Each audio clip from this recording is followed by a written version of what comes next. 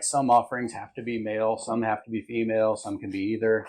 The Torah doesn't explain it, so we don't really know. Just speculation. This first part here in verses 1 to 17 or 16, this is a free will offering. So this isn't a sin offering or trespass. It's not one of those. You're allowed to bring a sacrifice for any reason you want. You have to be in a particular state. You can't just come to the altar with unrepented sin and in any state of uncleanness and say, I don't want to deal with that. I just want to offer praise to God. Well, no, you got to do your sacrifices to resolve the sin and the uncleanness first. Then you can do your burnt offering or your free will offering. But if you want to bring a free will offering of any animal that can be sacrificed, you're allowed to do that. But God just says, if you do, make sure you bring some bread and wine with it. It is kind of a feast. Clearly he's making some kind of connection to having a meal with God. And looking at Sinai, when God met the people at Sinai, the first thing they did was Moses and the elders went up on the mountain and had a meal with God. It's kind of like having a fellowship. Mm-hmm. Every time if you mess up, if you have a sin or anything bad happens, or if you just want to do it like a vow, it's kind of like, well, hey, come sit with me, let's have coffee together, and let's talk. Mm-hmm. And instead, you're actually having a meal with him. It's like he desires relationships. And I believe that we're here to reflect that here on earth with each other. So he's showing us. Yeah, there's part of this is God saying, it's not all business. If you're coming to worship me and offer sacrifices, it's not just about checking off the boxes. You're here to have a relationship. You're here to have a conversation with me. So like you're saying, let's sit down and have a chat first. And then we can get down to the business, which is very typical Middle Eastern conventions where you don't do business without having a meal and just talking and maybe you just have fellowship for an entire night. And then in the morning you get the business done. And this is kind of how God is too. There's a little bit of business you have to do first. And if there's a problem, you address the problem. Then you have some fellowship and then you can get on with the rest of the business. All right. So then unintentional sins. If you sin unintentionally and don't observe all the commandments that God gave, here's what you're supposed to do. And we got more details on this in Leviticus, where God split it out into different kinds of offerings for different kinds of unintentional or accidental or sins of weakness. This shows that God recognizes that there's times when we're just screw-ups. Yeah, we're human. He knows. He made us. And he makes provisions for that. It also, I think, shows that God never expected anybody to keep all of his commandments perfectly. I mean, he wants us to, that's the goal, but he never really expected that we were going to, or he wouldn't have given us provisions to fix it when we didn't. That just shows his grace and mercy. Yeah, and why, if one person sins unintentionally, will he offer a female goat? I'm sure there's a reason, but I don't know what it is. Maybe it takes away a lot more sins. Well, and what's cool is this verse gives you hope for those family members that are ignorant. You know what I mean? Mm-hmm. They don't know. So it shows that Yah has covered them. And since Yeshua was the sacrifice, he's covering for those ignorant people out there. That just don't know yet, and they're unintentionally not keeping Sabbath. They're unintentionally not, eating clean because they were taught totally incorrectly. Mm-hmm. They're going to be screaming, my father taught lies, that pastor lied to us. Yep. Yeah, there are a lot of people out there who believe with all their hearts that they're doing what God wants them to do, and completely disregarding all of God's commandments because they've been taught wrong. Yeah. But then there are other people who know what they're supposed to do and just say, no, I'm not doing that. And there's no sacrifice for that. Well, that's why it gives that little example to do with the wood. It wasn't unintentional. He intentionally knew what he was doing. Yeah, Sabbath breaker. And I know probably most of us have thought about this because this is one of those stories that people who think it's absurd to keep the law, they will frequently come back to this commandment and say, well, do you stone Sabbath breakers? And if not, you're breaking God's commandments too.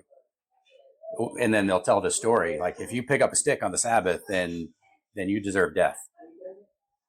So I'm curious about the younger ones. When it just tells the story, says that the people of Israel, they found a man gathering sticks on the Sabbath. They brought him to Moses, and God asked Moses what to do. And God said, take him outside the camp and stone him to death. What was the big deal? Why does it matter that he was picking up sticks? I do have a question about that. Somewhere in the Bible it talks about a man laying down his mat, and that was fine, but why is that any different than picking up sticks? That gets right to the heart of why it matters. And what is the difference? What do you think? I mean, the story you're talking about is when Yeshua healed a man who was born lame, and he told the man, pick up your mat and go home. And yeah, the priests and the Pharisees were all upset that he told somebody to pick up roll up his blanket essentially and carry it home like this was some big burden.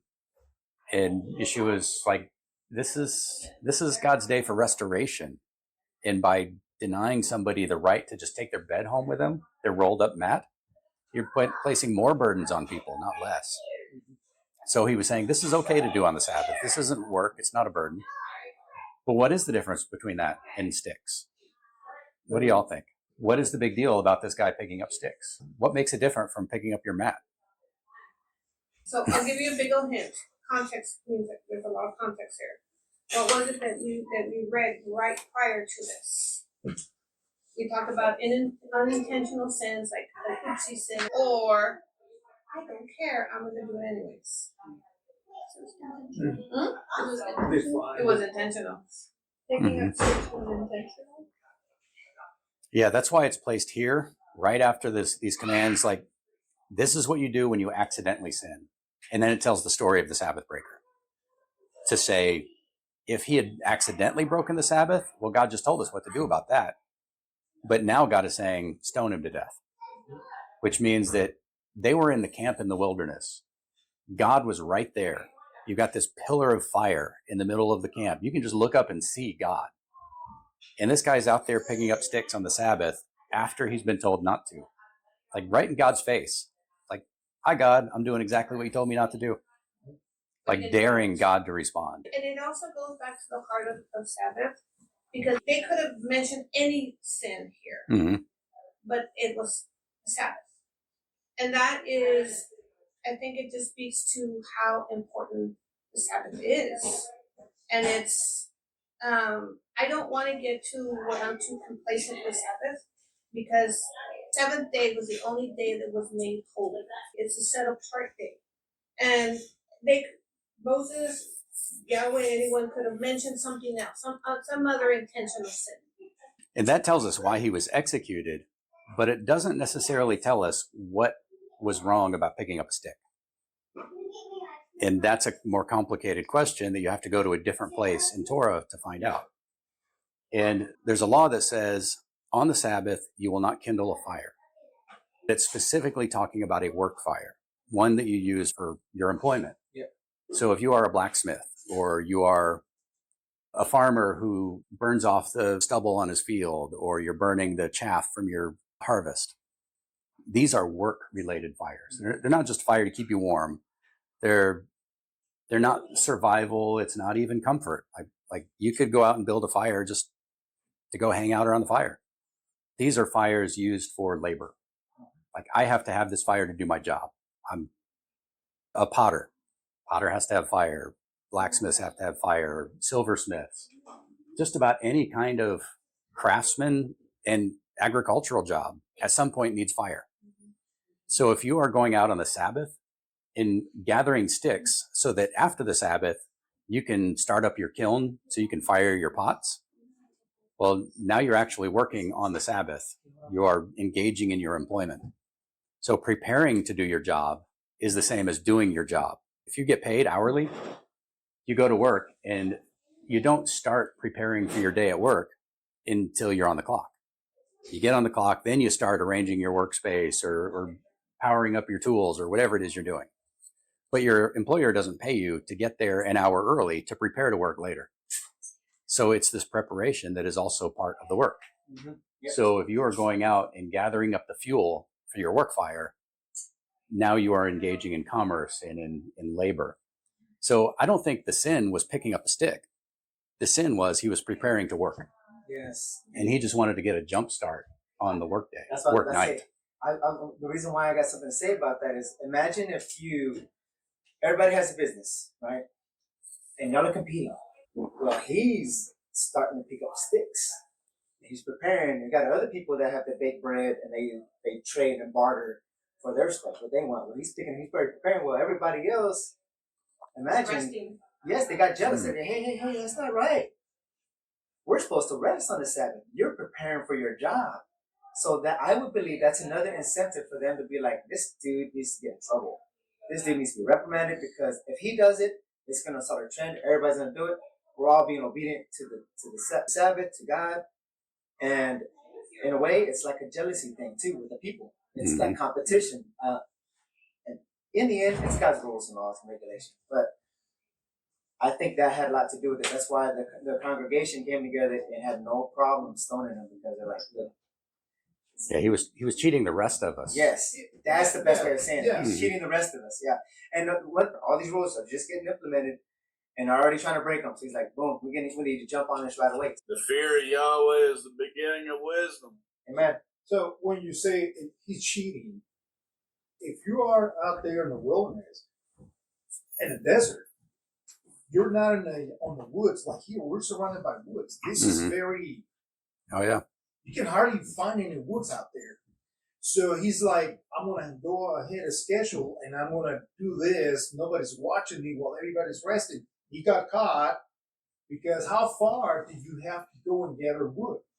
They're not, you're not going to go walk from your camp and find some wood right away. No, you gotta, it's very scarce. All over the place. How far? And we're talking about encampment. People around it, they have to go out there and find wood and bring it back before sundown, Shabbat. So he thought he could cheat and bring some bunch of wood, and you okay with that? And that's why people got mad at him, and this is what the father said, stone him to death. You're not supposed to do that. Yeah.